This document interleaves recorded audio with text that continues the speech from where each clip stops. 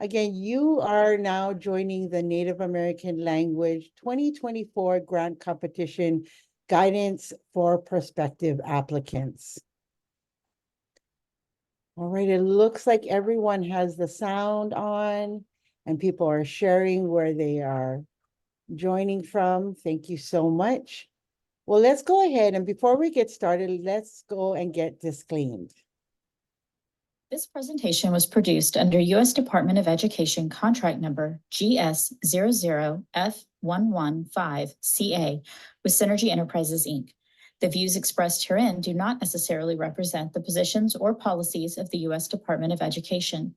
No official endorsement by the U.S. Department of Education of any product, commodity, service, or enterprise mentioned herein is intended or should be inferred. All right, now that we got disclaimed, let's go through some of the logistics as it relates to this session. So again, all online participants will be muted for this session. To ask a question, we ask that you type that in the chat. There are going to be times through each section that we'll take a pause and we'll look through the chat and be able to answer your questions. If you are disconnected from the webinar, please contact the OIE-TA team at oie@seiservices.com. Also, you will be able to access both the recording as well as the PowerPoint at the OIE website. And right there, you can see the link to be able to access that information. We will not be emailing out the recording and or the slide deck to participants. So you need to make sure you get that link there to be able to access the recording and a PDF of the actual slide deck.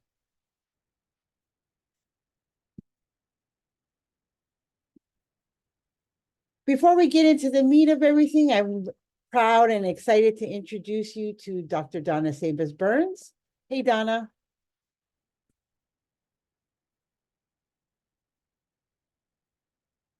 Oh, I think you're on mute, Donna. Okay. All righty. Well, that's Donna, and we'll move on into There we go. Okay, now I'm unmuted.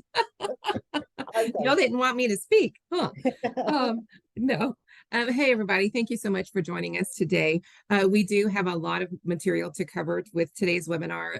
Just want to remind you, everyone, that this is the second pre-application webinar. We had one last Tuesday, and they are both have been or will be recorded, and the slides, everything accessible on our webpage, which we will be posting the link throughout.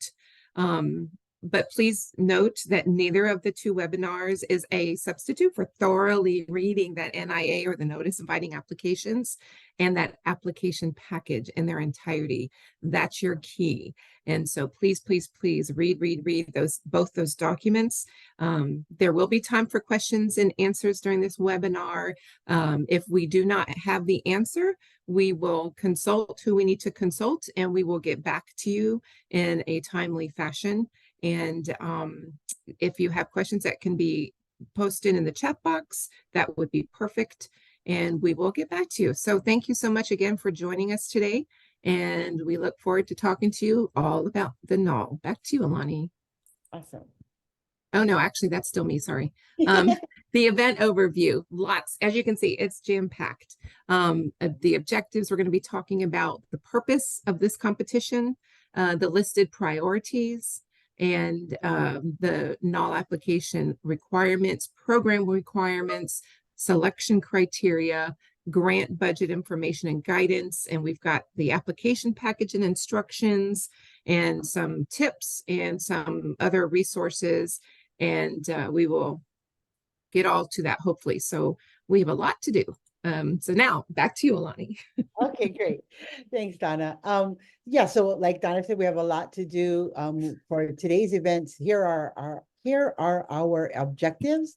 Really, we want to make sure that you're learning what's in the fiscal year 2024 NAL ED grant application package. And again, because like Donna said, this is not the 100% verbatim from that NIA. So you want to make sure that you are reviewing that and reading that on your own.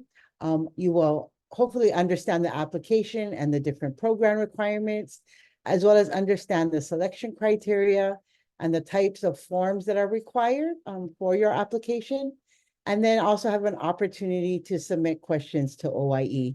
And like, again, Donna had said, if we don't have the answers now, we will take note of that and then get back to you.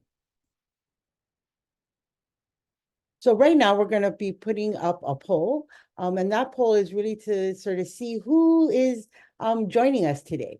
And so this is really looking at what eligible entity do you represent? And I'm gonna, there it is right there, thank you. So again, select the entity that you represent. That's the first question. On the second question, if you scroll down, you'll see that the second question is, how did you learn about this competition? And so we'd love to hear how you learned about this competition, whether it was the OIE website or the listserv or all these different ways that you could have potentially heard about this competition. And let me go back to the eligible entity. Again, you want to go ahead and select the one that best represents your organization, whether you're an Indian tribe, school operated by the BIE, a TCU, and you can see the remaining options on that list.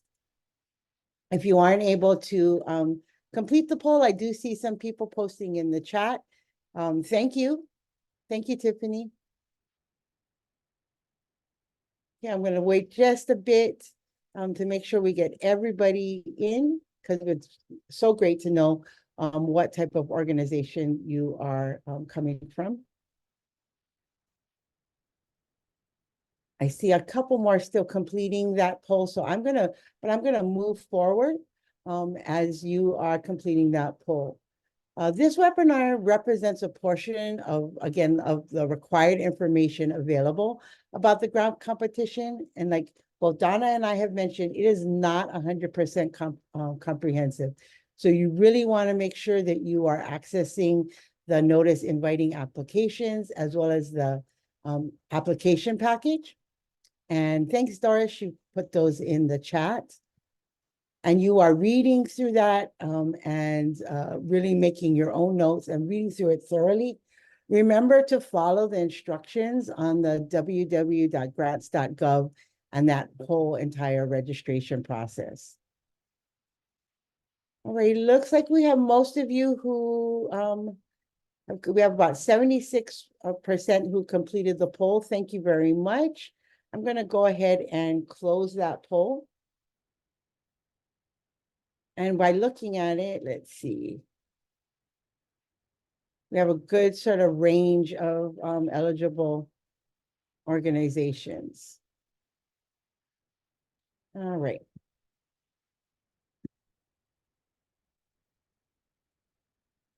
Excuse me. All right. And so let's get started with the purpose and the eligibility and the funding overview. So the purposes of the NAL program is you're looking at supporting the schools that use Native American and Alaska Native languages as the primary language of instruction. And the purpose is to maintain, protect, and promote those rights and freedoms of Native Americans and Alaska Natives, and to use, to practice, maintain, and revitalize their languages as envisioned as the NALA Act of 1990.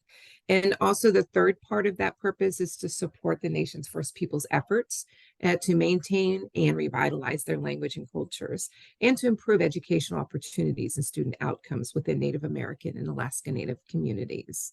And you can see the referenced citation at the bottom. Now, to look at eligibility, you saw a glimpse when you were filling out the poll, but this is the list of eligible entities who may apply for the program.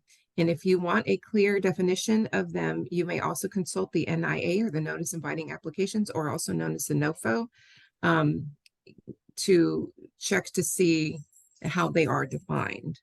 So there's the Indian tribe, tribal college or university, tribal education agency, the local agency, including public charter school, that is an LAA under your state law.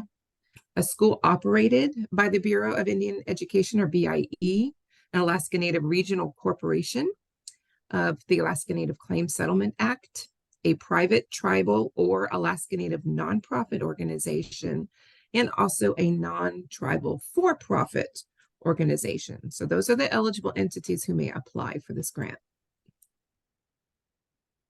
Taking a look for FY24, we have about $2.4 million available. And so that's looking at an average around $300,000 to $400,000 per year up to 3 years. So an average of $350,000, right? $350,000 per year.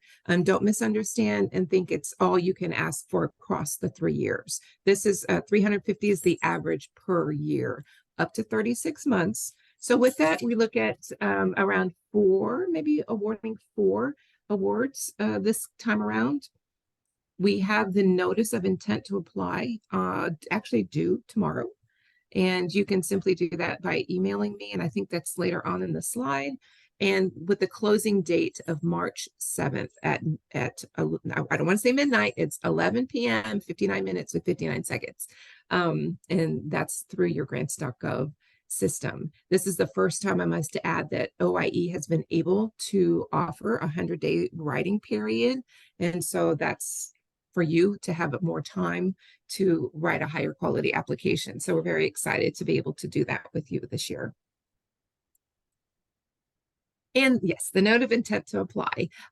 It does not require you to do this. So if you haven't thought about it, it's okay. And applicants, it's just to submit a notice of intent. You can do this by sending an email to either NAL, N-A-L, @ed.gov, or my email address, which is donna.sabis-burns@ed.gov, which will be throughout the presentation. And this notice is just providing us who you're thinking about leading as the entity. If you know who your partners, feel free to include this. It's not necessary. It's purely, honestly, for planning purposes. We like to plan ahead to see how many potential peer reviewers we may need to hire. And if you decide not to apply and you've submitted an intent, no consequence. Really, there's nothing you need to do. And vice versa. If you just, comes tomorrow and you just meant to do it and you didn't get it, it doesn't mean you cannot apply. So please, anybody can apply. But we would like to know if you know ahead of time what language you're going to want, what you want, and what entity will be leading. Just shoot me an email. Okay. But don't let it deter you if you didn't get it in. Okay. Okay. So looking at program requirements that the department must follow. So there are these 2 requirements, that one of which is the diversity of languages. And this is to ensure the diversity of the languages required by the statute. The department will not fund more than 1 project in any competition year that proposes to use the same native language, assuming that there are enough high-quality applications. So in the event of a lack of high-quality applications in 1 competition year, the department may choose to fund more than 1 with the same Native American language. So in the event we have very, very few applications and only a small margin that happen to be the same 2 languages, we would consider. But it looks like with the interest of this so far that we've had, I don't think that's going to be a problem. We also have a geographic distribution requirement, and that's to ensure the geographic diversity.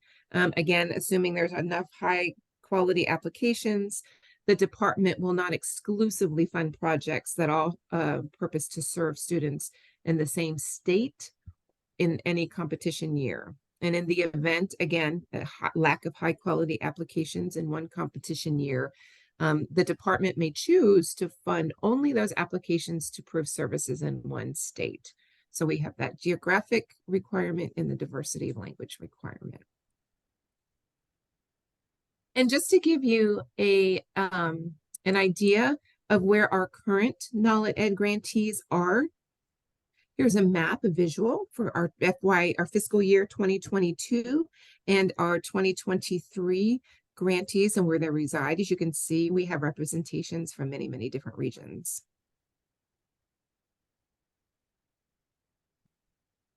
And looking at the priorities. Okay, now we're getting into some more good stuff here. So we have 2 priorities, absolute priorities, and we have 2 competitive preference priorities. And you're going to hear me say this a couple of times, that the applicants, you must choose either AP absolute priority 1 or AP 2. Can't do both in the same application. Next slide. All right, so absolute priority 1, to develop and maintain new Native American language programs. So to meet this priority, you, the applicant, must propose to develop and maintain a Native American language instructional program that will support the Native language education and development for Native American students, as well as professional development for teachers and, as appropriate, staff and administrators, to strengthen the overall language and academic goals of the school or schools that will be served by this project. It must take place in a school and does not augment or replace any program of identical scope that was active within the last 3 years of the school to be served. So develop and maintain new Native American language programs is AP 1. AP 2, expand and improve existing Native American language programs. So looking at this particular priority, you will improve and expand the Native American language education and development for Native students, as well as provide professional development for teachers and, again, as appropriate, staff and administrators to strengthen the overall language and academic goals of the school or schools that's served by this project. And again, this will also take place in a school and happen within the last 3 years. It has been offered at the school to be served. So number 2, absolute priority 2, to expand and improve an existing Native American language program. Now, if you happen to have the infrastructure to do both of these priorities, please submit 2 separate applications. We did have an application come in where they tried to address both in the same application, and it was deemed ineligible because you have to only list the one priority that you're going for. So again, either AP 1 or AP 2. So here's just FAQs. So here's a scenario. Which absolute priority should I use? So for example, you're an applicant proposing a new Navajo program for 8th graders in a school that had absolutely no language program for any student since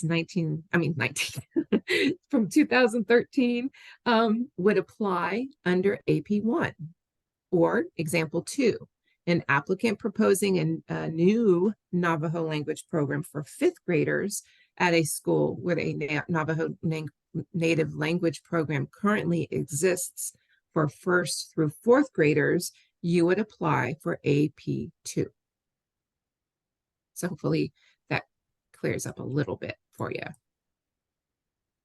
Okay, so we have absolute priorities. Next are competitive preference priorities, or otherwise known as CPP.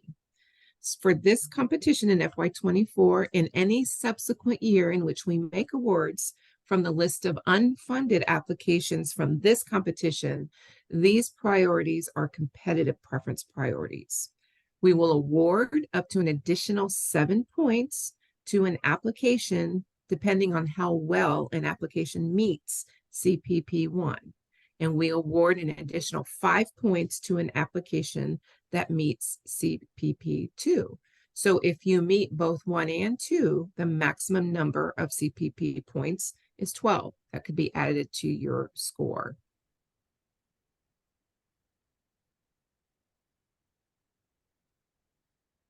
Looking at CPP 1, here you're looking to support project sustainability with your Title VI Indian Education Formula Grant funds, again, up to 7 points. And to meet this particular priority, an applicant or partner must receive or be eligible to receive a formula grant under Title VI of the ESEA and must commit to use all or part of that formula grant to help sustain this project after the conclusion of the grant period. And to meet this priority, an applicant must include in its application a few things. 1, a statement that includes the school year in which the entity will begin using Title VI formula grant funds to help support this project. Next slide. And B, the percentage of the Title VI grant that will be used for the project, which must be at least, and we give you 20% of that application's funding, will get 3 points. 40% of the applicant's Title VI funds, 4 points. 60%, 5 points. 80%, 6 points. Or if you're saying all of your Title VI money for formula grants will go to this project for sustainability, that will be 7 points. And you also need to provide a timeline for obtaining parent committee input and approval of this action, if applicable. Applicants who request points under CPP 1 must complete this form in Part 6 of the application package.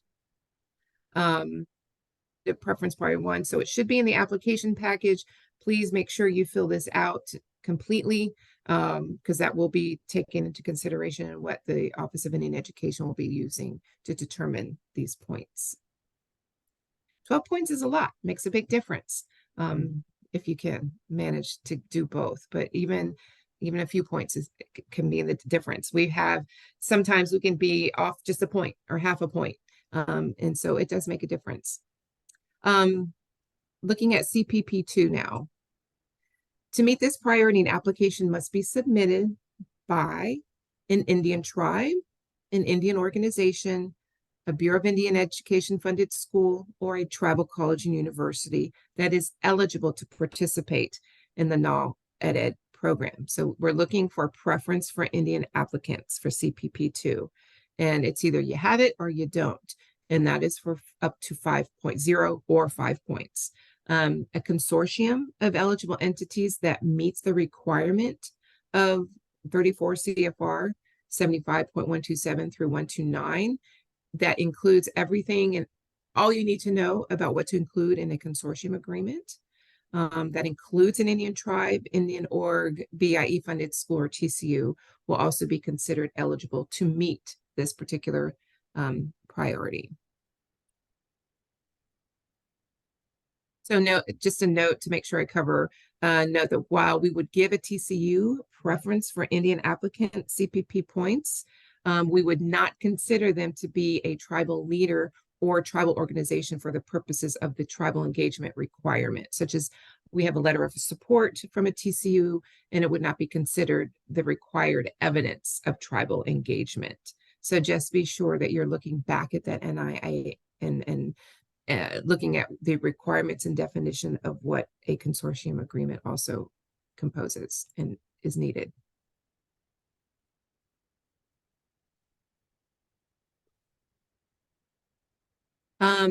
Priorities at a glance. Okay, so here it's a nice chart and trying to show you whether it's required or optional, just kind of an at a glance. You have your AP1 and AP2, both which are required. You have to select one or two, not both. And these should be found in the abstract and the narrative. Our abstract requires, and we'll go through this in a minute, momentarily about what's required in the abstract, but we do ask that you provide this information in the abstract and of course narrative. And then CPP1 and CPP2, they're both optional. And for CPP1, you need to put them into the abstract and then part 6, which is that form I showed you that needed to be completed. And that will be uploaded with your application. And CPP2 is optional as well, and that can just be in the abstract. So just to kind of give you a placement factor of where it should go. Great. Donna, we do have some questions. So before we move into the next section, I wanted to allow you some time to respond. One of the first questions, which you kind of answered, can we submit a consortium of partners from several states? As long as I'm going to refer you back to that CFR 75.127 through 129 and look and see how that is defined. But one thing, and we'll talk about this in a minute, but with your consortium agreements, they can be at different states, but you just have to make sure that each entity it's clear what their role will be in the grant. And so that's, again, you'll find everything you need to know about consortiums. And yes, it can be with different states, within entities within different states, as long as it's clearly identified and meets those requirements. Great.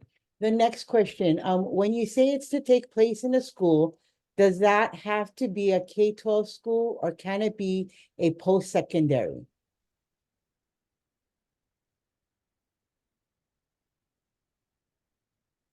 Sorry, I'm trying to find that question. Say that again, Elani, please.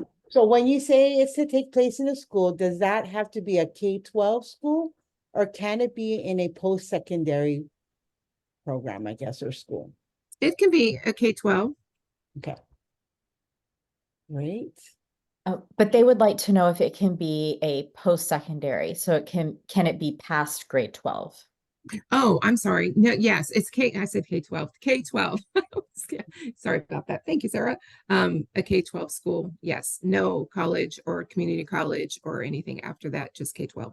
Thank you. Okay, great. The next question is, can you please share where we can find a copy of the tribal certification form? Yes, it should be in grants.gov. If you go to grants.gov, there'll be a form that's part of the application package. There's a lot of papers in there, so you need to scroll down, but you'll find it. It will be in the grants.gov. Okay, and then what is the start date for the fiscal year for this award? Is it September 1st? No, it will not be. It will be earlier than September 1st. We don't know exactly when that date will be. It just depends on how many applications we get and how long, and that, of course, informs how long the peer review competition will be. But this is one of the earlier times that we've ever had the NAL in the fiscal year. So I'm thinking June, July-ish is when we'll be announcing. So can it be a high schooler taking a language course in a post-secondary school? Say that again? The question is, can it be a high schooler taking a language course in a post-secondary school? Oh, I see, kind of like a dual enrollment thing. I'm going to get back to you on that one. Okay. The next question is, can it be a daycare/school program? So in the definition of the ESEA, you have to look and see how it is described. It is, if there is for example, Head Start that feeds into a K-12 school, that's part of that process, and goes in, you have the Head Start that feeds into kindergarten, then they can be kind of clumped into that being eligible. But a standalone daycare early childhood program, it's not eligible. And this might have clarified this next question a little bit, but the question is, I think the last question about K-12 was not clear. Can the project take place in a university setting? I'm going to have to, if it's like, it depends. If it's a dual enrollment type thing, I need to find out. So I will have to get back to you on that. Great. All right, I think, let me just check. I think that's it for now. Oh, okay. All righty, awesome. So again, please, if you have questions, throw them in the chat. And then when we get to we'll take a pause. No, these are great questions. Yes, thank you so much. We'll take a pause at each end of the section, and we will take a pause to answer any questions. I did see, sorry, before we go on, I'm sorry, I did not hear the answer. Was that to the K-12 or post-secondary university setting? I don't know if that's what you're referring to. You can provide more clarification in the chat. And then another question, sorry, can or / does school mean a tribal college? So if they go to the NIA and see the definitions for eligible entity, you can see what a tribal college would, how that is defined. Awesome. All righty. So we'll move on. I know there was some, you might provide more clarification on that question, and then we'll come back at the next time we pause, once you put your clarification in and address that. So moving on, this is the next bunch of information that we're going to be giving. We're going to go over general requirements, a memorandum of agreement and what that means, as well as the applicant engagement with Indian tribes and tribal organizations, and then certification. So all applicants are required to complete the general requirements form available in part 6 of the application.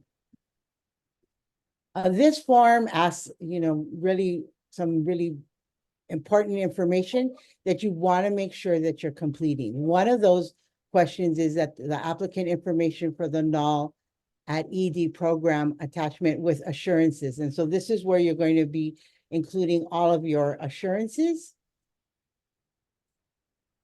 To meet the general requirements, you must complete the form titled Attachment Applicant Information for NAL ED Program Assurances, available in Part 6 of the application package. The information form requires you to provide the following information. 1, instructional language, the name of the Native American or Alaska Native language to be used for instruction at the school or schools supported by the eligible entity. And 2, students to be served, the number of students to be served by the project and the grade level or grade levels of targeted students in the proposed project. You also need to make sure you are providing information regarding instructional hours. That is the number of hours of instruction per week in and through one or more Native American or Alaska Native languages currently being provided to targeted students at such school or schools, if any. Also, you want to provide pre and post assessments, whether a pre and post assessment of Native American language proficiency is available, and if not, you want to provide information regarding the percentage of the grant funds that will be used for developing such assessment. Also, you want to make sure that you are providing a program description. This description should include how the eligible entity will support Native American language education and development and provide professional development for staff in order to strengthen the overall language and academic goals of the school or schools that will be served by the project. Ensure that the implementation of rigorous academic content that prepares all students for college and career, as well as ensure that the students progress towards meeting high-level fluency goals in the Native American language.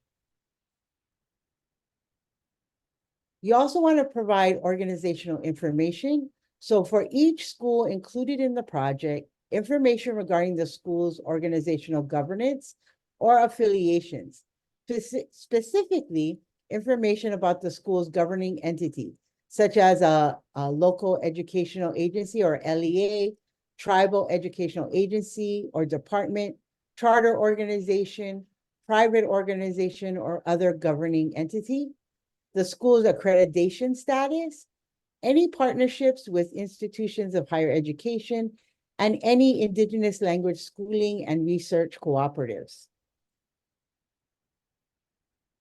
Also, as it relates to your assurance, the authorized representative for the applicant must sign the form provided in Part 6, indicating that for each school to be included in the project, the school is engaged in meeting state or tribal designated long-term goals for students as may be required by the applicable federal, state, or tribal law, that the school provides assessments of students using the Native American or Alaska Native language of instruction where possible, that the qualifications of all instructional and leadership personnel at each school are sufficient to deliver high-quality education through the Native American Alaska Native language used in the school, and that the school will collect and report to the public data relative to student achievement and, if appropriate, rates of high school graduation, career readiness, and enrollment in post-secondary education or workforce development programs of students who are enrolled in the school's programs. Also, a part of the application requirements is a memorandum of agreement. Any applicant that proposes to work with a partner to carry out the proposed project must include a signed and dated memorandum of agreement that describes the roles and responsibilities of each partner to participate in the grant.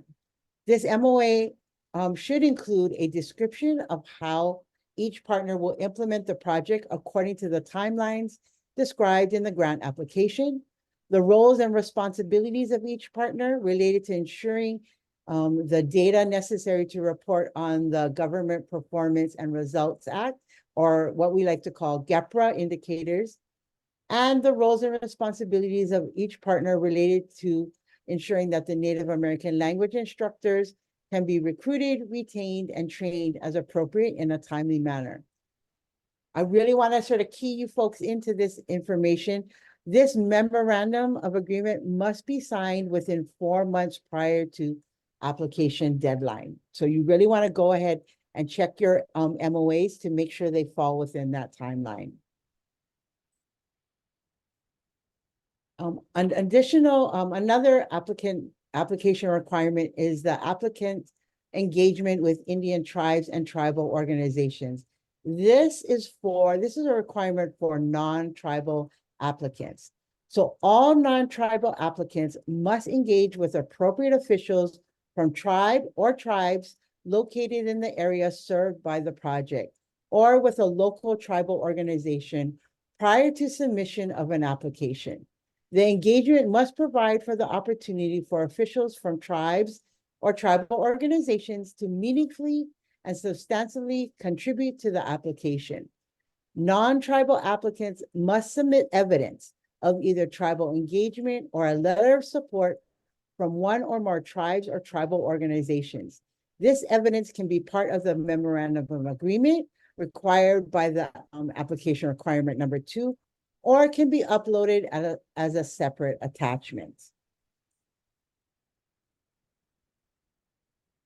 If an applicant is an affected LEA that is subject to ESEA section 8538, when the LEA is required to consult with appropriate officials from tribes or tribal organizations approved by the tribes located in the area served by the LEA prior to its submission of an application on the contents of the application as required by ESEA section 8538. Affected LEAs are those that have 50% or more of their student enrollment made up of Native American students or received an Indian Education Formula Grant under Title VI of the SEA in the previous fiscal year that exceeds $40,000. So if you meet that qualification, then you need to make sure that you are providing information regarding that. So tribal certification, that's requirement number 4. The certification must state that a school or applicant organization has the capacity to provide education primarily through a Native American or Alaska Native language, and that there are sufficient speakers of the target language at the school or available to be hired in the school or applicant organization. So that concludes that section. I'm going to just take a moment. It looks like there are some questions in both the Q&A as well as in the chat. So let me take a look. So a question, again, this is focused around eligibility, is can it be a high schooler taking a language course in a post-secondary school? I think we had that one previously, so we did address that. Donna would get back to you on that one. Yeah, I just got that answer and put that in the chat. Okay. So looking at, can it be a high school student taking a language course in a post-secondary school? An applicant should consider whether a single student taking dual enrollment classes meets the purpose of the program, how that proposal would meet one of the AP or absolute priorities, and whether the applicant is an eligible entity. And review the NIA in particular. You might consider whether the applicant is proposing to develop and maintain the Native American language in AP1 or AP2. Great. Awesome. The next question is, does the grant require all of the LEA's instruction take place in the tribal language? Let's see here. Does the grant require all the LEA's instruction? No, it doesn't have to be the LEA's instruction, the entire, like an immersion school or course. No, it doesn't have to be in the tribal language, all of it. Would the grant fund a proposal for language competency or academic credit? Look back in the NIA, Barbara, and see if that answers your question. Mhm. Okay, then the next one is there, I guess there, thank you, they were able to locate the package, but the required attachments are not listed there. For example, the application information assurances and the attachment competitive preference priority 1 that are required, they are not listed in grants.gov. So where can that be found? So if you go open the package instructions and go to part 6, you will see each of the referenced forms in there. So again, go to grants.gov in the package instructions, and then go to part 6, you will see the form. So let's see. Does a tribe, so this is sort of a similar question. Does a tribal run daycare preschool located outside a K-12 school count as a school or eligible educational agency? Where is that question? That's in the Q&A section.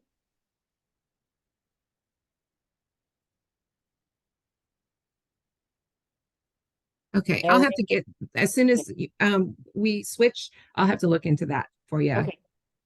And then Awesome. looking, Helen, I know she talked about the percentage of instruction, how much of the language needs to be. So the answer to that essentially is the primary language of instruction for the program. It must be, of course, in the Native American language, but not for the entire LEA.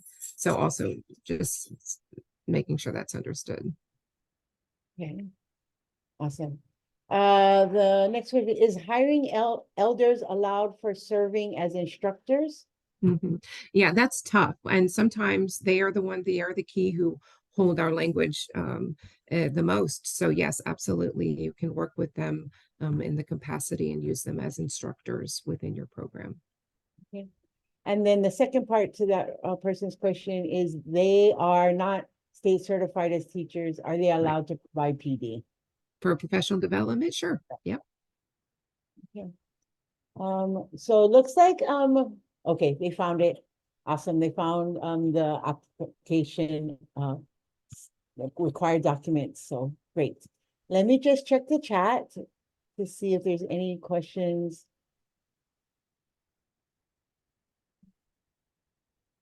Looks like Donna, you've been answering them.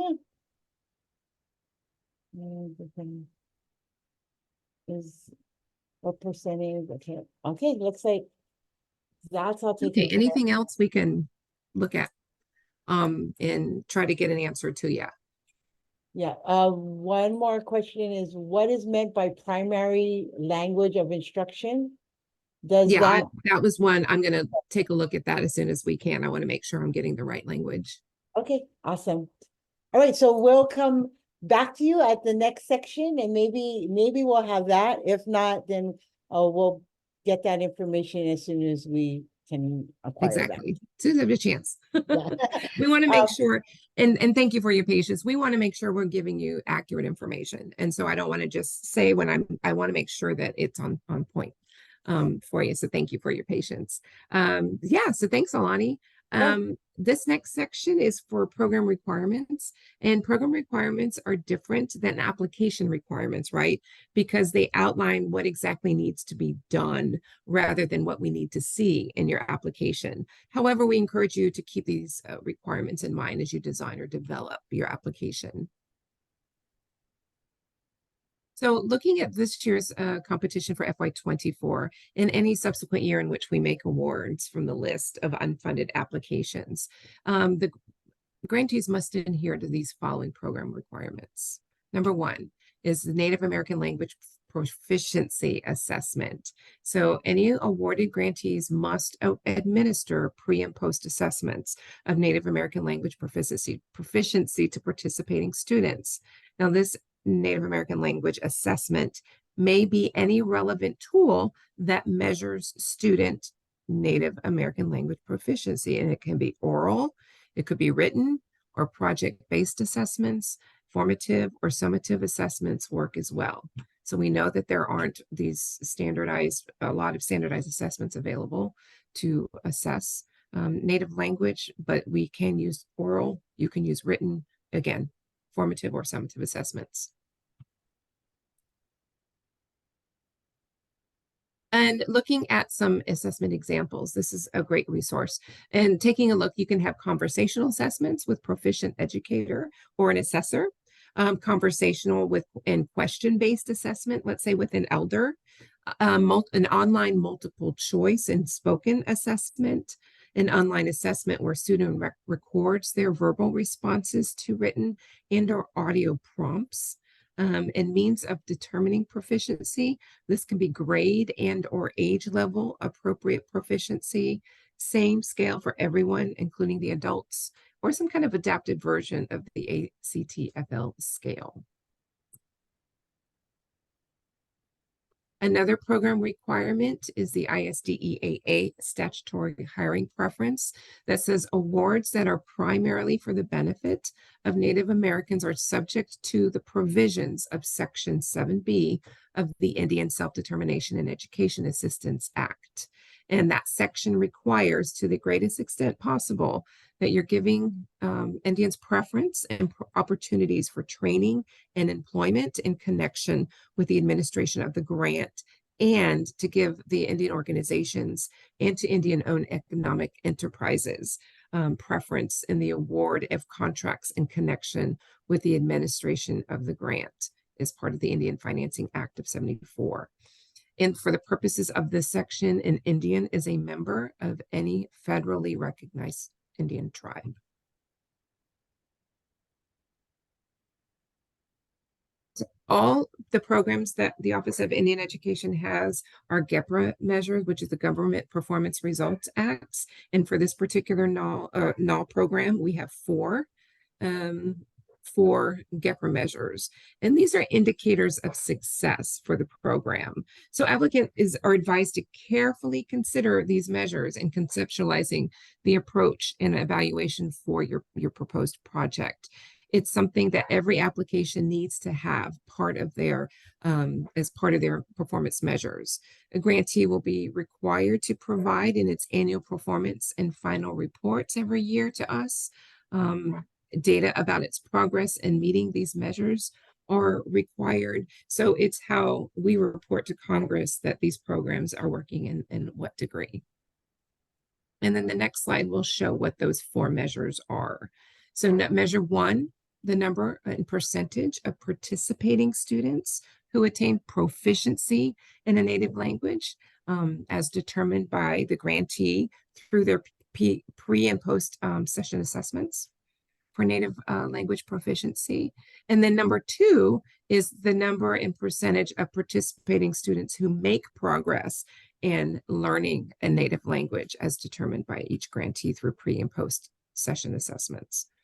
Number three, the number and percentage of participating students who show an improvement in academic outcomes as measured by the academic assessments or any other indicators that are in their grant proposal.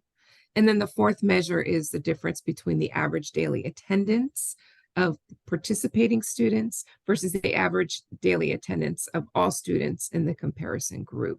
So again, you're looking at proficiency. Are they making progress in their native language? Is there improvement to academic outcome? And is there a notable difference in average daily attendance? Those are the four measures. Now you can have other, of course, you will have other program goals and objectives, but these GEPRA goals must be included in your application. We're moving on to the next section. I don't see any new questions. Great. We'll move forward. Perfect, thanks. So this is the meat of your application. So here, based on the selection criteria to which you will be scored. And this particular competition, we have 5 different selection criteria: quality of project design, project services, project personnel, management plan, and then the adequacy of resources. And we'll walk you through those next. Okay, so here's a big one. The quality of project design, and that's worth 32 points out of 100. And these are met with 5 sub-criteria. So one thing I want to make sure you understand too is that you're not just writing to the quality of project design, but you have to address each of the 5 sub-criterias. Don't skip. Don't cherry pick and say, oh, I can do this one. Make sure all of them.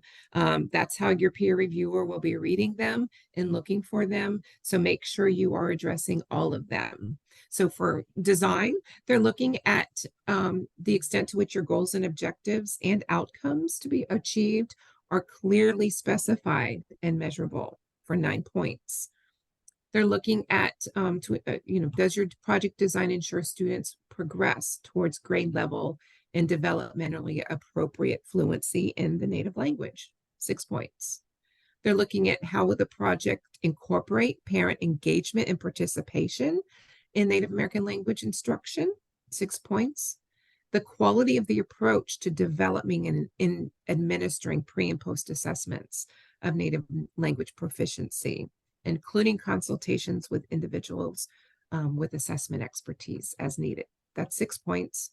And then the 5th sub-criteria is the extent to which the performance, feedback, and continuous improvement are integral to the design. And that is 5 points. So that's project design. The next one is quality of project services, also a high number of points for 29 points total. And these also has 5 sub-criteria to it. And number 1 is the quality and sufficiency of strategies for ensuring equal access and treatment for eligible project participants who are members of groups that have traditionally been underrepresented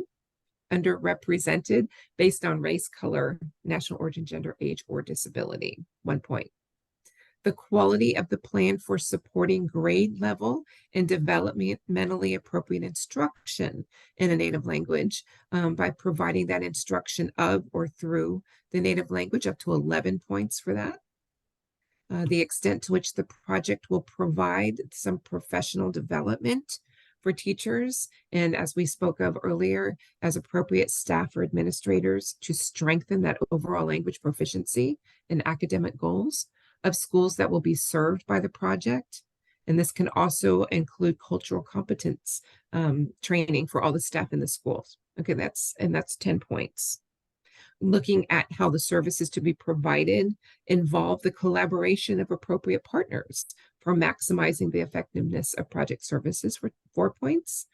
And then the last one for this one is the percentage of the school day that instruction will be provided in the Native American language is ambitious and is reasonable for the grade level and population served. So that's where you can tell us what percentage of that, up to 3 points. The next one is quality of the project personnel for 16 points. The extent to which they encourage applications for employment from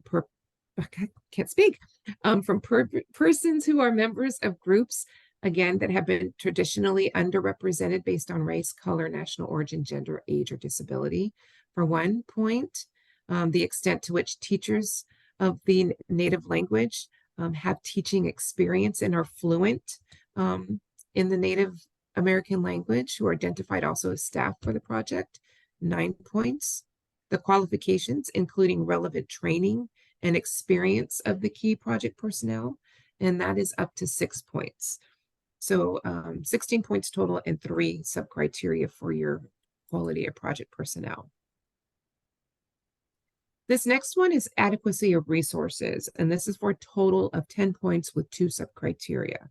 And these look at how well the costs are reasonable in relation to your objectives, design, and your potential significance of the proposed project. So this is where peer reviewers will take a look at that budget narrative and take a look at your project goals and objectives and see how they are in relation to each other, and the potential for the continued support of the project after federal funding ends. So that sustainability piece as appropriate. And that is 4 points. So that's a total of 10 for that criteria. And then the last one is the quality of the management plan for 13 points. And this also has 2 sub-criteria. And they're looking at first the adequacy of the management plan and how it kind of lays out how they will achieve the objectives of the proposed project on time and making sure they're within budget. And that includes clearly defined responsibilities. You want to provide clear timelines, milestones for accomplishing those project tasks. And then you're also looking at time commitments for the project director and principal investigator and any other key personnel that you are proposing. And are they appropriate? Are they adequate to meet the objectives of the proposed project? So making sure that the project director, if the project director is only a small percentage, let's say 10%, you want to make sure you have a project coordinator who will be there 100% to manage the grant. So you can do it many different ways, but you need to make sure that the time commitments are appropriate and adequate for your proposal. So that's the meat. That's what you're going to be writing to as well. And so those are the selection criteria. So please make sure you are really, again, don't skip them, address every one of them, sub-criteria and everything. Great, Donna. And before we move into our next section, I did see a couple of questions pop up. There is a question: can the pre and post assessments be based upon the world language program assessments? If that works for your language, you put in your proposal what would work for you. We don't, and that's the beauty of it. You have the ability to decide what works best for your assessments.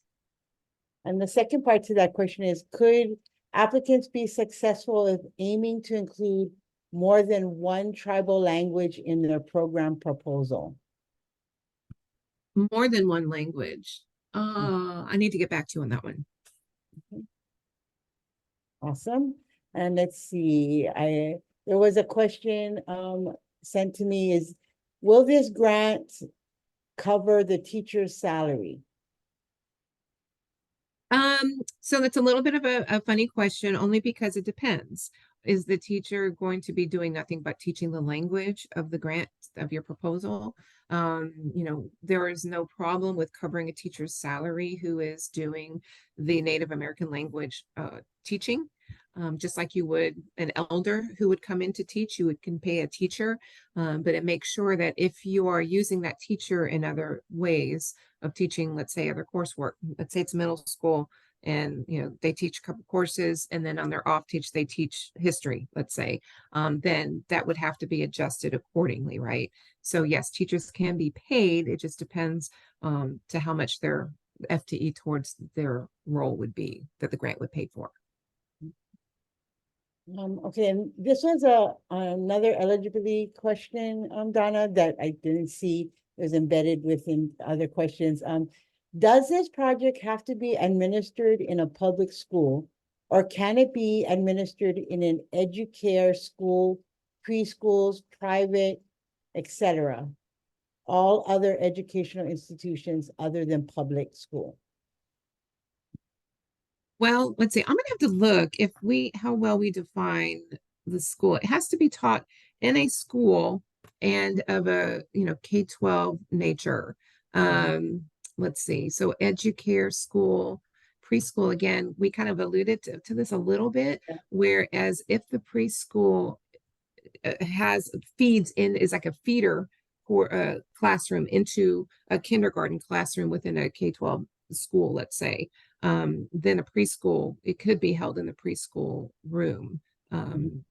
But educare, I have to be honest, I'm not very familiar with that, so I want to check on that before I give you an answer to that one. Great, thank you. And let me just check. Would teachers have to be certified to determine a student's proficiency?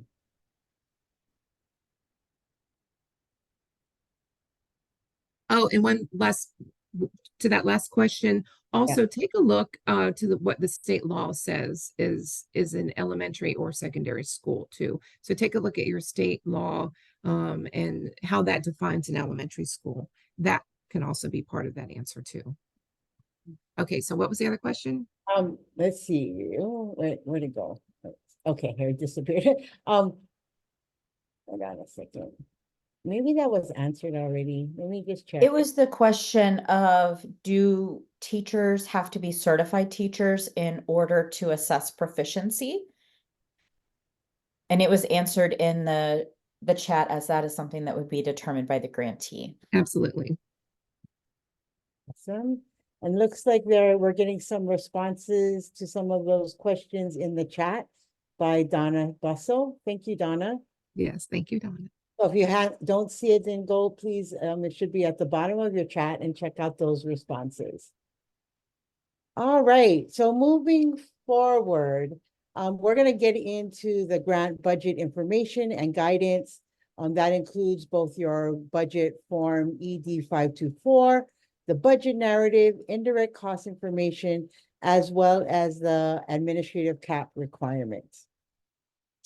So for part 2, your budget form ED 524. So you want to use this form. Section A, Section B for non-federal funds are optional. Remember that you must provide all requested budget information for each of the 3 years of the project up to 36 months, and the total column in order to be considered for federal funding. Specific instructions for completing the budget forms are provided within the grant application package. Again, you want to make sure that you're going through the entire NIA as well as the instructions for completing the application package. For part number 5, your budget narrative. So what needs to be included is that the budget narrative serves as section C of ED form 524. Be sure to complete an itemized budget breakdown and narrative for each year of the proposed project that is up again to 36 months. Review and edit to ensure that the total funding listed each year in your budget narrative match the total amounts entered onto the ED form 524, as well as identify the nature and amount of the proposed expenditures. It's really tempting to go back as you're writing your application and want to make last minute changes to maybe a line item category on your budget chart. But you have to make sure that your narrative justifies the final amounts in your budget chart. So you want to either make sure that you're looking at that and checking your T's and dotting your I's and crossing your T's. For a grant application that scores within the funding range, these unexplained discrepancies between the budget form and the budget narrative may result in budget reductions made by the department. So again, you want to make sure you're checking your numbers prior to submitting. Indirect costs. So we're going to go ahead and put a link to indirect costs, the FAQs, that you can go in and learn more about indirect costs. If you are requesting a reimbursement for indirect costs, this information is to be completed by your business office. You want to make sure that you indicate the applicant's approved indirect cost rate per section 75560 through 75.564 of EDGAR. If an applicant does not have an approved indirect cost rate agreement with a cognizant federal agency, the applicant must apply to the department, that's the Department of Education, for a temporary indirect cost rate if it wishes to charge indirect costs to this grant. Again, more information can be found at that link that was provided in the chat. You may also contact that phone number there for additional information regarding calculating indirect cost rates or general indirect cost rate information. Administrative cost cap. The administrative cost limitation under ESEA section 6133G No more than 5% of funds awarded for a grant under this program may be used for administrative purposes. This administrative cost cap applies only to direct administrative costs, not indirect costs. Direct administrative costs include or may include overall program management, program coordination, and office management functions, including the salaries and related costs of the executive director, project director, and or project evaluator. It could also include preparing program plans, budget schedules, and related amendments, or monitoring of programs, projects, subrecipients, and related systems and processes. Developing systems and procedures, including management information, systems for assuring compliance with program requirements. It could also include preparing reports and other documents related to the program requirements, and also divisional level administrative services, such as program-specific accounting, auditing, or legal activities. Let's look at a chart that sort of maps out the differences. And so as you can see by this chart, if we look at time that project director takes to complete personnel evaluations, we see that that would be considered a direct admin cost. The second row there shows an example of time that project director takes to facilitate a professional development session on native language. That is within the scope of the project. That would be considered a program cost. The third row there, cost for renting tribes community space for elder and student event, that would be considered a direct administrative cost. The next row, financial accounting activities, that would be considered an indirect cost. Next, the time that project director takes to develop, draft, complete annual performance report or other program requirement, that would be considered a direct administrative cost. And then cost for goods and services required for administration of the program, rental or purchase of equipment, utilities, office supplies, postage, and rental and maintenance of office space, that can be considered a indirect cost under non-labor. So rental and maintenance of office space, a non-labor administrative cost, but it is a indirect. Rental and purchase of equipment is indirect if it is an office-wide and doesn't count as supply. So again, it is shared maybe amongst all your programs. Maybe you have multiple programs housed within the same office space. And so that's why it would be considered an indirect cost. All right, I see a bunch of conversation going on in the chat. Yeah, I think one of the questions we actually, both of us, there were two different people that answered it. So Okay. that's a lot of the text right there. You guys are on it. All right. Let me just check to make sure. Okay. Yes. We see great team. And then we have let's see any open Q&As before. Nope, no open Q&As. Okay, great. So let's move on to the next section. All right. So that is the application package, the checklist, your application submission in grants.gov. So the application, of course, the package is your guide to all the required components of this NAL ED application. And it can be found many different ways. You can go to www.grants.gov. You can input the ED grant opportunity number, which is provided there for you, or you can do the CFDA or the AFN number 84.415B. So Native American Language Program, you can search it many different names, but using this grant opportunity number is for sure take you right there. The following information, of course, is abbreviated of the application package because it's a lot, especially in the instructions too, that does not substitute for reading it. So please take the time to read through that package. But we do want to give some highlights of what to pay particular attention to. And provided this checklist for you. And so we have different parts, altogether 7 different parts. And hopefully it's recommended, that your application, it'll be organized in the following manner. And you also, I want to reiterate that you want to make it as neat and easy to follow as possible. Your peer reviewer has many, many, many pages to read. And I've sit in many conversations that the peer reviewers have with each other, and when they can easily find the information to the selection criteria, to some of these required application requirements and program requirements, the easier it is for them to score.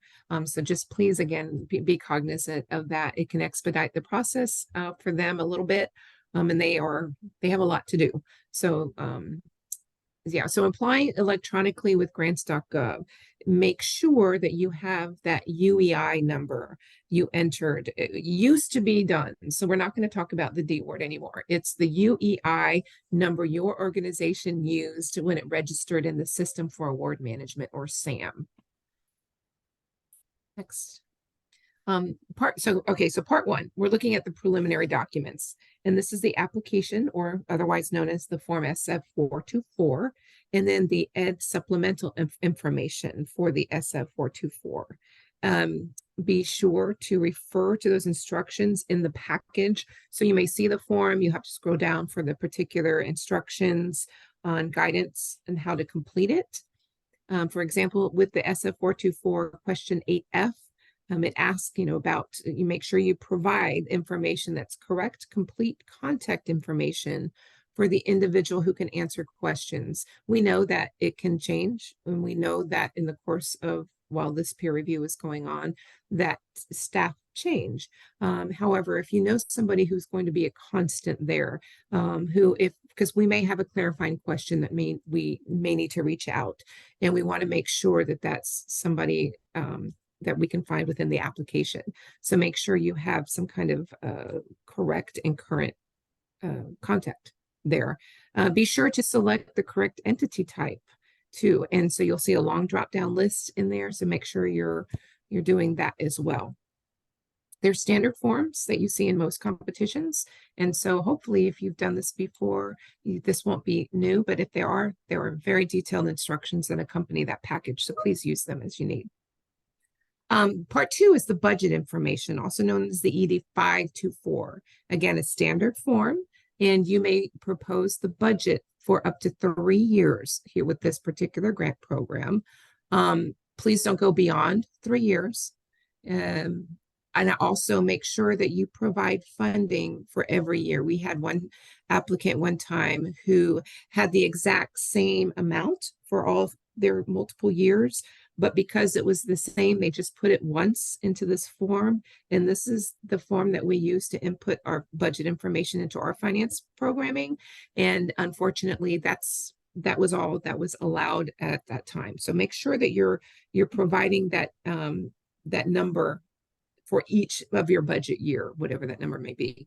Excuse me. And then that goes with it. Here's a couple of tips to make sure you do complete the entire form. There's some pieces at the bottom that ask specific questions. Make sure you're answering those. We do check those. Check your figures and make sure that they match your budget narrative and any cost references in your project proposal. And this happens so many times where you may give a section of the application to one person, to the finance, let's say your finance person, and then you have a writer who's doing the narrative and so forth. And sometimes they don't talk to each other because you're getting into a rush of trying to get this in on time. Please, please, please make sure that you are comparing your budget narrative and that it matches that ED 524 form. Okay. And always the general rule of thumb, consult the uniform guidance and applicable regulations. There is a link to that as well, to make sure that any and all questions that you have are held in those uniform guidance. So if you're kind of wondering, I wonder if this is covered, go there to this link and it will take you through all the different pieces of what's allowable, reasonable. And a side note for a tip when you're writing to supplies versus equipment, the way we look at this, supplies are tangible personal property other than those described in the definition of the equipment in the section. So a computing device is a supply if the acquisition cost is less than of the lesser of the, yeah, I won't get into that. You guys can see, but it's a $5,000 limit. So whereas the equipment is tangible personal property having a useful life of more than 1 year and a per unit acquisition cost, which exceeds 5,000. So that we want just to make sure that you understand that when you're writing to supplies, what the difference is. Okay, that's, yeah. Budget narrative. The budget narrative for requested federal funds, it requires an itemized budget breakdown for each of those project years, right? And the basis for estimating the costs include personnel salaries, benefits, project staff travel, material supplies. If you have consultants and any subcontracts, your indirect costs, and any other projected expenditures, complete an itemized budget breakdown, please, in both the narrative, you know, for and for each year the project is proposed. Make sure, for example, if you have travel, give us the breakdown. What's the airfare? Generally, we know things change, but the best guess, you know, hotel and lodging and travel, suitcase fees, whatever you have, just try to encompass that, put it all there.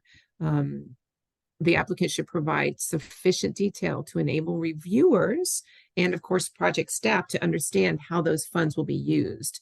The better you do the information up front and making sure, because if you have a plan, then we can see when we do, let's say you are chosen for funding and we do review every single budget, that it's clear. Or else if it's not and you don't have enough information, we will say, you know what, there's not enough on here, we can deduct it from your grant. So it's to your benefit to give us as much information on these costs as possible. And again, there's a link to that uniform guidance there for you. Okay, remember when I was talking about the abstract? There's a lot, 10 different things that we want to see in an abstract. And it's very, very important that you provide this. The abstract, it should not exceed 2 double-spaced pages, right?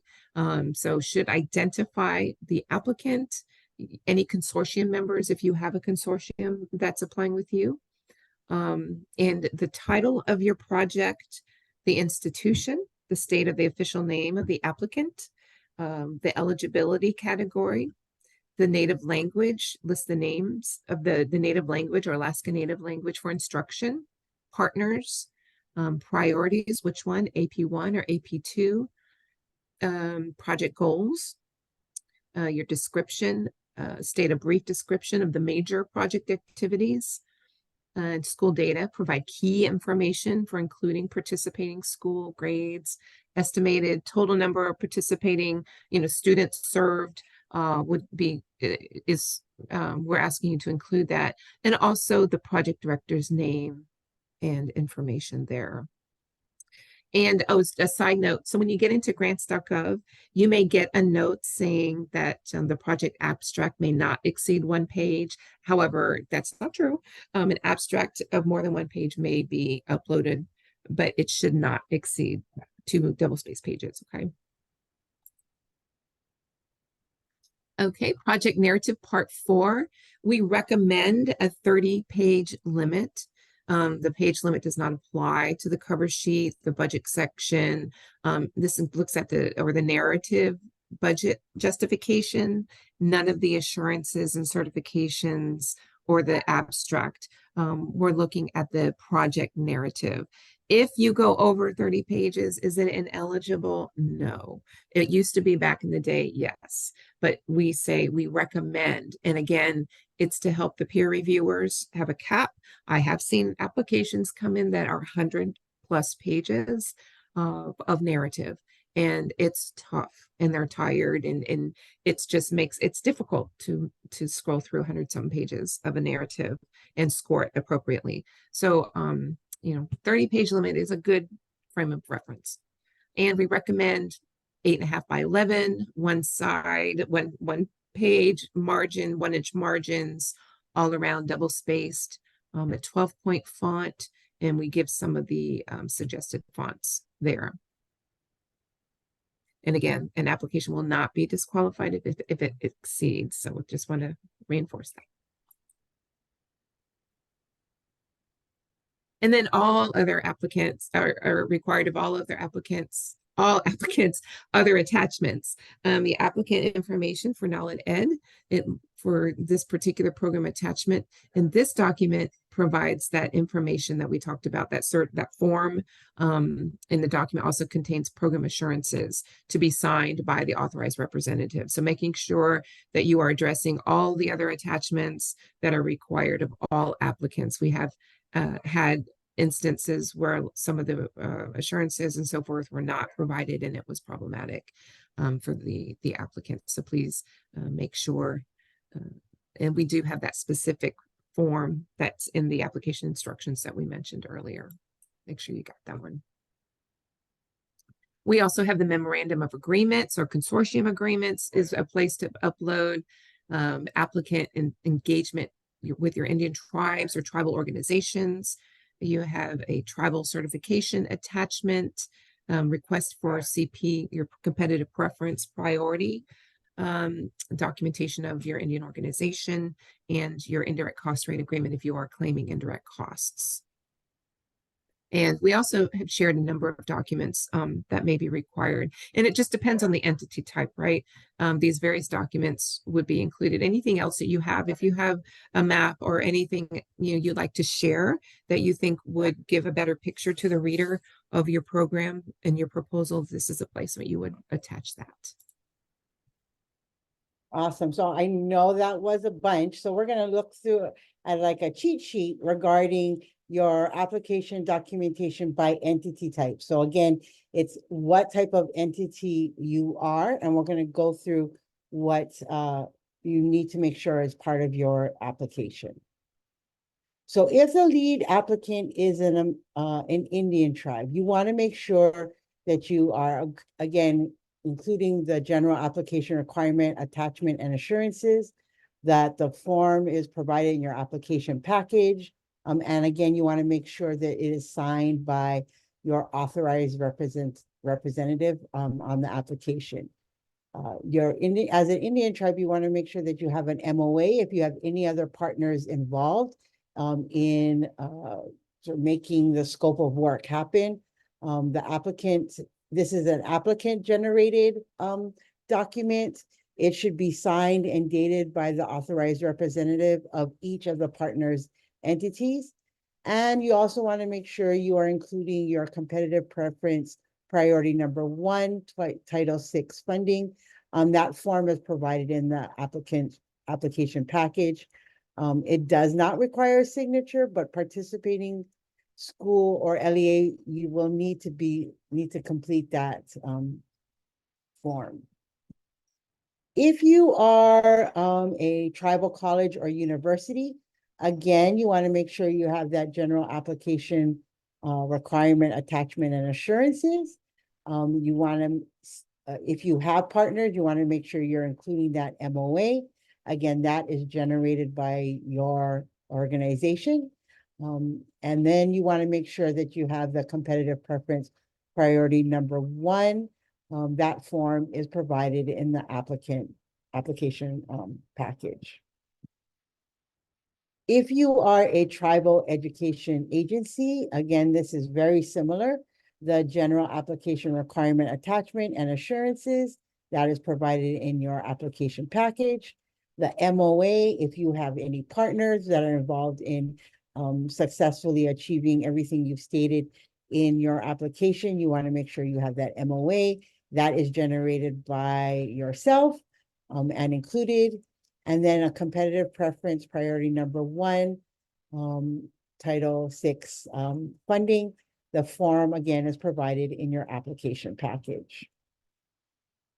If you are an Alaska Native Regional Corporation, these are the possible documentation you want to make sure you have. Again, that general application requirement, attachment, and assurances. If you have a partner involved, you want to make sure you have that MOA, as well as the competitive preference priority number 1. If you are a private, tribal, or Alaska Native nonprofit organization, again, the documentation requirements is similar.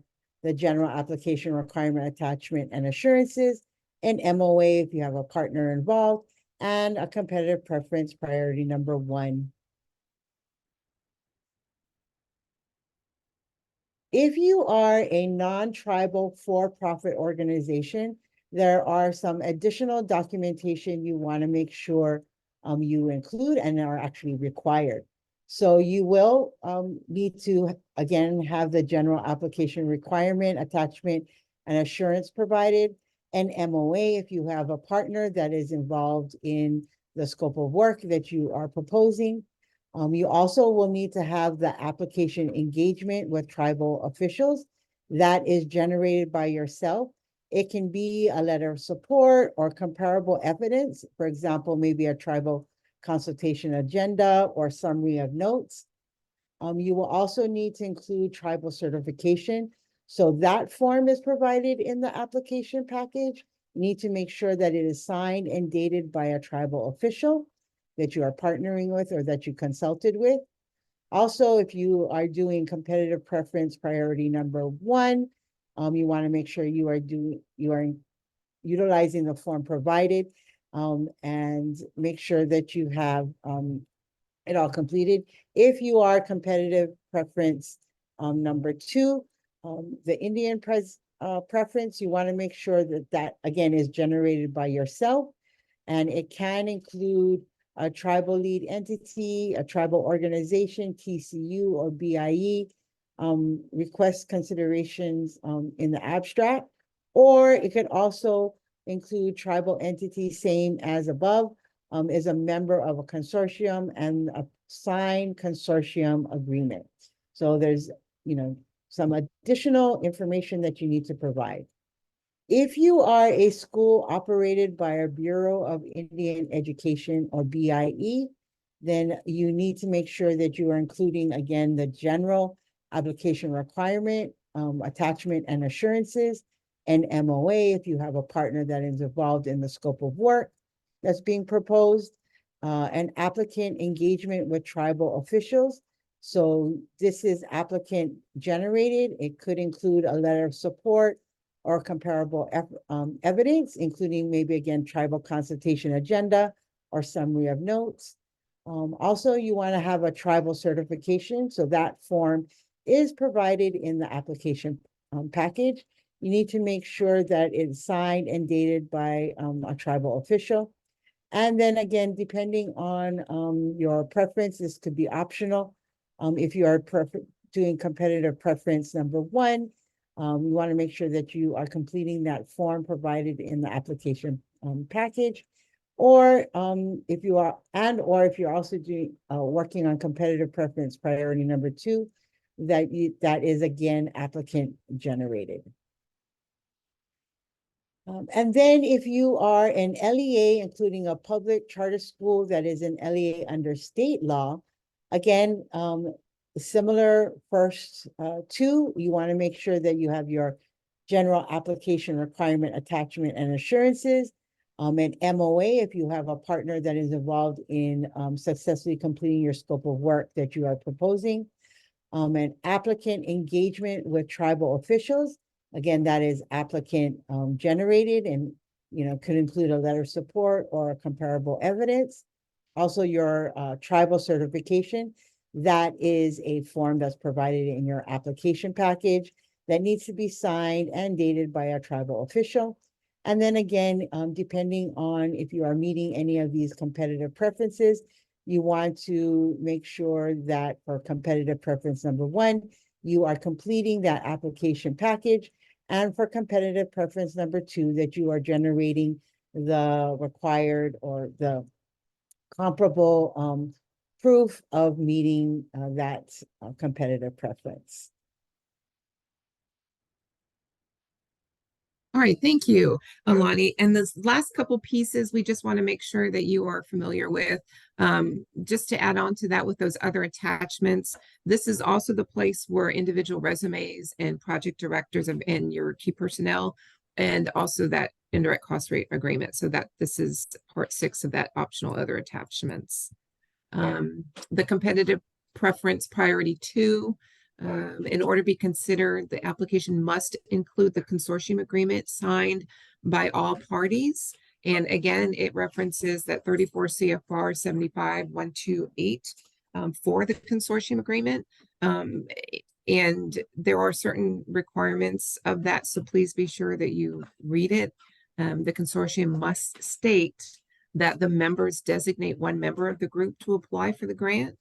And in that agreement, you're detailing all the activities that each member of the group plans to perform, and they bind each member of the group an assurance by an applicant in the application.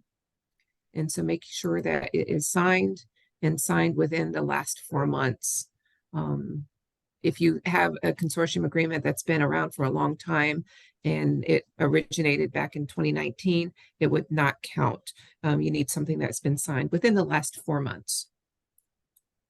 Okay, and then part 7, the assurances for non-construction program. This is an SF424B form, disclosure of lobbying activities, the certification regarding lobbying, and the GEPA. And just briefly, I'm going to touch on the GEPA. It's something we've always had, except the questions for you to answer have gone from 1 to 4. So next slide, please. And the next slide. You can see here, we give you what those 4 questions are in the next slide. There you go. And what is required. So it is a little bit different than in the past, but this is, you can take a look at those and respond accordingly. You may get a sample error message. We just wanted to give you an idea in the next slide of what that looks like if you have a problem uploading your GEPA statement. Next slide. The PDF version section, the 427 form and instructions are linked there in our slide. And it just gives you everything and everything that you want to know about GEPA right there at your fingertips. Okay, so going on to the application submission instructions. If you are a new applicant or would like a refresher on applying to a grant at the department, we do have common instructions for the applicant that it's published by the discretionary grant programs in the Federal Register, and we give the link to that. Please remember, do not upload any password protected files to your application. When attaching files, limit the size of your file names. Lengthy file names could result in difficulties with opening and processing your application. Register early. Grants.gov and SAM registration can take a while. Start now. You have time. Do it now. Next slide. Okay, here is a very important slide. Grants.gov submission problems. There is a whole bunch of ways to get a hold of somebody if you have a problem with your submission. The 800 number, the email, the web portal, everything but me. I cannot answer these. Please do not ask me any grants.gov submission problems because I really don't know. However, we do provide you with all kinds of customer service opportunities for grants.gov problems. And a couple of tips. Make sure, again, you're reading that NIA, that application package, the application instructions. Make it easy for that reviewer to find and understand the information. Make sure you're addressing all the selection criteria. And if you have tables or charts or bullets to help break up a long narrative, that's appreciated. So if you can provide an infographic that takes care of that, that would be helpful. Make sure you proofread. Maybe have somebody who didn't help write the proposal take a look at it. And then next slide, the SAM.gov tips. Register early. Again, there's the link. And user guides and demonstration videos are all kinds of resources to help you as well. And then we already went over that. We don't need to go over that again. And then post-application transmittal, what happens? Your applications will be screened for eligibility. You will be notified if you have an ineligible application by email. All eligible applications will be reviewed by a peer reviewer panel, independently read and scored by 3 peer reviewers. There will be a panel discussion held for each application and ranking order of the average final scores by OIE. That's after we take a look at those competitive preference points. Compressed window help the reviewers with clear application. We won't go into that. Okay. And then here's some of the resources. Again, the recordings and the slide decks will be published on our webpage. And I know that the ladies have been very helpful in getting that sent and put in the chat. Again, March 7th, 11 p.m., 59 minutes, 59 seconds. If it is 12:01, it will be deemed ineligible and Grants.gov will not accept your application. So please get it in as soon as possible. And then the final thank you, intend to apply. It is tomorrow. Again, if you don't get it to me, doesn't mean you cannot apply. You can apply anyways. There's no consequence at all. And if you have programmatic questions, and there are a couple of questions that are outstanding still that I need to get some verification on before I provide that to you. If you can provide that email in the chat, and we'll get those answers to you as well. Okay. Donna, did you see the question about whether or not, hold on, let me find it. I lost it. Must students be native or may any student participate? Yes, hold on just a second. Was that at? Yeah, I'm going to have to get back to you on Okay. that one because we have specific language on that I want to share. Okay. And I then think also, there's only one other question that hasn't been responded to that doesn't require a separate follow-up. okay. And that's how would a Hawaiian LEA obtain tribal certification if Hawaiians are not federally recognized? That's a great question, and we'll put it to our list. Is that in the Q&A? Yes. Yeah, we've got Okay. it. Okay, good. Perfect. We'll follow up on that. Thank you. Okay. Well, Great. thank you, everyone. Thank you. Thank you, guys. Thank you. Sorry we went a little bit over, but again, you can go back and take a look at this if you want, and once it's published. And again, you can look at January 9th as well, and let me know if you have any questions, and we wish you good luck on your application.